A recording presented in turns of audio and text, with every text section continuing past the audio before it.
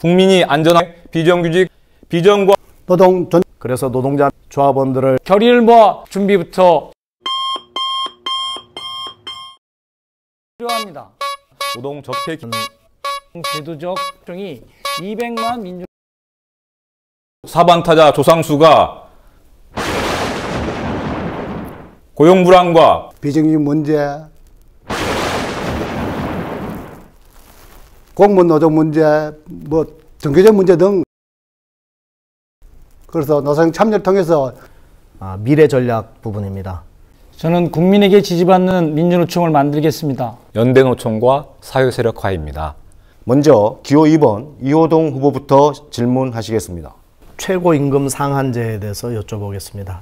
너무 고임금을 받고 있는 임원진들에 있어서의 최고임금 상한제를 두자라고 하는 제도입니다.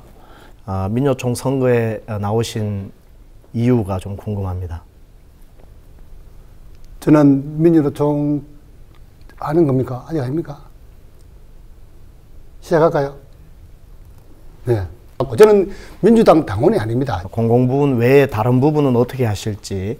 그런 불법 경영을 철폐하는 것으로부터 민간 부분에서도 직접 고용 정규직화 또 제대로 된 정규직화를 이루도록 수행하겠습니다. 그리고 이제 정규직의 임금을 양보해서 희생해서 비정규직의 임금을 올려주는 것이 정말 올바른 방법인가라고 하는 정규직이든 또 정부든 재벌이든 이렇게 사회연대기금을 조성해서 사회연대기금을 통해서 이런 문제들을 해소나갈 수 있다. 그렇게 판단하고 그렇게 추진하려고 준비하고 있습니다. 이상입니다. 어떻게 사회적 대화를 추진해 나가실 건지. 새로운 사회적 대화 기구는 노사정의 대표자들이 책임 있게 집중적으로 논의하면 된다라는 그 진보 정치 대통합을 주도하겠다고 말씀을 하고 계신데요. 노동자 정치 세력화가 필요한가? 당연히 필요하다고 생각이 듭니다. 진보 대통합을 이룩하는 것이 바로 민주노총의 또한 지상 과제이기도 합니다. 지금의 진보 정당을 모두 정파 정당, 이것은 좀 매도하는 것이라고 생각이 듭니다. 바람직하지 않습니다. 차이를 뛰어넘어서 모든 진보 세력의 작은 물줄기들이 거대한 저수지로 들어와서 바로 이것이 사회 대개혁의 강물이 되게 하는 진보 대통합을 만들어내고자 합니다.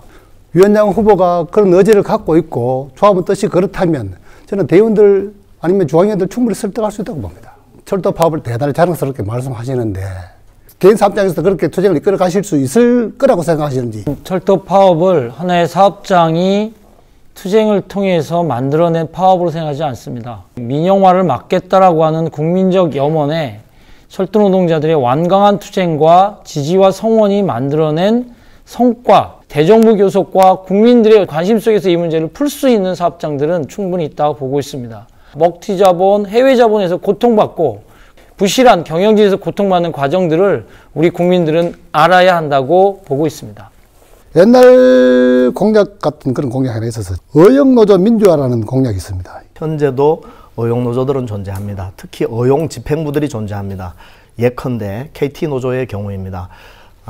위원장 선거에서 사장이 지시하는 후보를 찍고 사진을 찍어서 부장님한테 보고하는 그런 노조. 그런 노조들을 민주화하는 데 조직 역량을 투여하도록 하겠습니다. 소위 뻥파업, 결정타로 집행타로와 관련돼서는 1만 이상 실제 파업을 수행하는 단위가 직접 결정하는 중앙운영위를 설치해서 바꾸겠. 그 다음에 민주노총 100분 토론을 실시해서 조합원 동지들, 지금 우리들 앞에는 대단히 중요한 두 가지의 과제가 있습니다. 우리 현장에서의 노동혁명을 완수하는 것입니다. 사회대개혁 투쟁을 통해서 정말 나라다운 나라를 만드는 겁니다. 2번, 3번, 4번 우리 후보님들에게 여쭤보고 싶습니다. 예, 지금 2분 13초 남았는데 시간 안배를 어떻게 해야 이미 버리지 않습니다.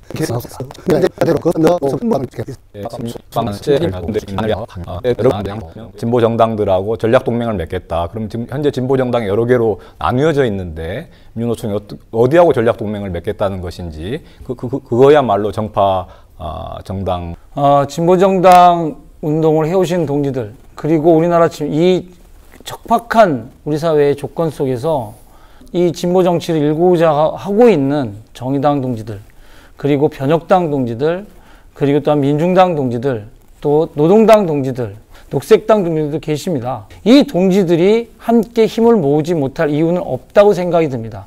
통합들을 만들어내는 것은 포기해서는 안 되는 과제라고 생각이 듭니다. 민주노총이 그러한 공간들을 만들고 재정당과 수평적 논의들을 끊임없이 해나가는 것 첫 번째. 노동헌법이라고 하는 것에 공동 대응을 하고 공동의 안을 만드는 과정. 이거라고 저는 진보정당과 있어서의 시간이 좀 제한되어 있기 때문에 제가 좀 추가로 좀 지금 현재 북한 핵 문제나 북한 핵실험에 대해서 김명환 후보는 어떤 입장을 가지고 있는지 답변해 주시면 고맙겠습니다. 정전협정이 아니라 평화협정이 필요합니다. 그 미국의 주한미군 기지가 88개가 있습니다.